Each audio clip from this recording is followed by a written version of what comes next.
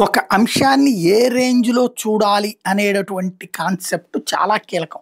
ఈ చూసేటటువంటి దాంట్లో ఇప్పుడు ఇన్ డెప్త్ చచ్చిపోతుంది జర్నలిజంలో.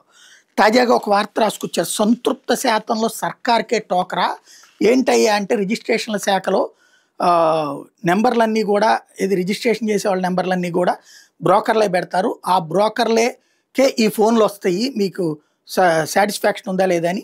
దాంట్లో వాళ్ళు అంతా సాటిస్ఫైడ్ అని కొట్టేస్తారు. తద్వారా రిజిస్ట్రేషన్ల శాఖ అనేటటువంటిది సంతృప్తికరమే అన్నటువంటిది ప్రభుత్వానికి చెప్తున్నది. అయినా కూడా వంతాడు అసంతృప్తిని వ్యక్తం చేశారు అంటూ రాసుకొచ్చింది. నేను ఎప్పుడో చెప్పా. అదేదో సంతోషం 97%, 98% లాంటి ఐవీఆర్ఎస్ కాల్స్ లానే ఉంటది. ప్రభుత్వం చెప్పేటటువంటి దానికి చేసే వాటికి సంబంధం ఉండదు. బేసిక్‌గా ఇంకోటి వీళ్ళకే అర్థం కానటువంటి ఒక అవగాహన రాహిత్యం ఏంటంటే, బ్రోకర్ల నెంబర్ కావాలని ఇవ్వరు. బేసిక్ ఇప్పుడు నేనెళ్ళాను. నేను ఒక స్థలం రిజిస్ట్రేషన్ చేసుకున్నాను. లేకపోతే ఒక ఇల్లు రిజిస్ట్రేషన్ చేసుకున్నాను. చేసుకున్నాక ఆ డాక్యుమెంట్ మళ్ళీ నేనే వెళ్లి తీసుకుంటానంటే నా నెంబర్ ఫీడ్ చేస్తారు. అలా కాకుండా నేనేమంటాను, వాళ్ళ టైంకి కరెక్ట్‌గా వెళ్ళాలి. మళ్ళీ అక్కడ రిజిస్ట్రేషన్ జరుగుతున్నప్పుడు మనకు కాగితం ఏమంటే ఇవ్వరు. కాబట్టి సాధారణంగా బ్రోకర్‌తో అప్పటికే ర్యాపో మెయింటైన్ అవుతుంది కాబట్టి బ్రోకర్ అంటాడు, మీ నెంబర్ పెట్టమంటారు, నా నెంబర్ పెట్టమంటారా? పెట్టండి, మీ నెంబర్ పెట్టుకోండి అంటాం. ఇది కోసం అని చెప్పి. బ్రోకర్ అతని నెంబర్ ఇస్తాడు. ఇది అయిపోగానే ఆ కాగితం రెడీ అయ్యి పేపర్స్ రాగానే ఆ నెంబర్‌కి మెసేజ్ వస్తే బ్రోకర్ వెళ్ళి అది తీసుకొచ్చి తన దగ్గర పెట్టుకుంటాడు. మనం వెళ్ళి తీసుకుంటాం. ఇది రెగ్యులర్ ప్రొసీజర్. ఇదే కుంభకోణం కాదు.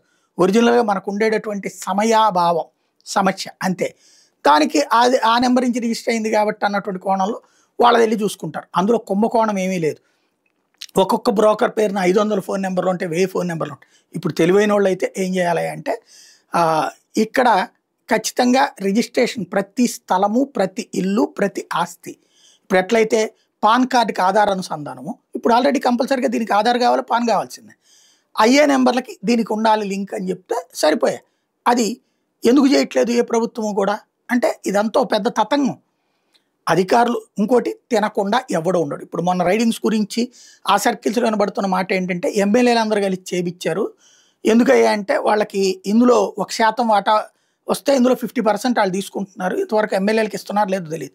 బట్ ఎమ్మెల్యేలు అయితే 1% మాకు ఇవ్వండి, అవసరమైతే ఇంకో శాతం మీరేసుకోండి అని చెప్తున్నారు అన్నటువంటి మాట వినబడుతుంది. అందుకోసం వీళ్ళందరూ కలిపి చేయించారు. నేనైతే నమ్మలేదు కానీ ఆ ప్రచారం వస్తుంది. ముందు రిజిస్ట్రేషన్ శాఖలో అవినీతి జరగట్లేదు అంటే అమాయకత్వం. అది జరుగుతుంది. నేను ఎన్నోసార్లు చెప్పి 1% కమిషన్ అన్నటువంటిది రెగ్యులర్గా జరుగుతుంది. ₹1,00,00,000 అంటే ₹1,00,000 వాళ్ళకి లంచం ఇవ్వాల్సిందే. మళ్ళీ మన ఫీజులు కాకుండా 8% ఫీజు కడతాం, కోటికి ₹8 లక్షలు. ఇది ఒక ₹1,00,000, ఇది వదిలేసుకోవాల్సిందే. కాబట్టి అది దానికి పరిష్కారం ఏంటి అంటే నేను ఇంతకుముందే చెప్పినట్టుగా వెహికల్ రిజిస్ట్రేషన్కి ఎట్లయితే చేసుకొచ్చారో ఆ సిస్టమ్ ఇక్కడ రన్ చేయాలి. వ్యవస్థలు బాధ్యతాయుతంగా పారదర్శకంగా ఉండాలి.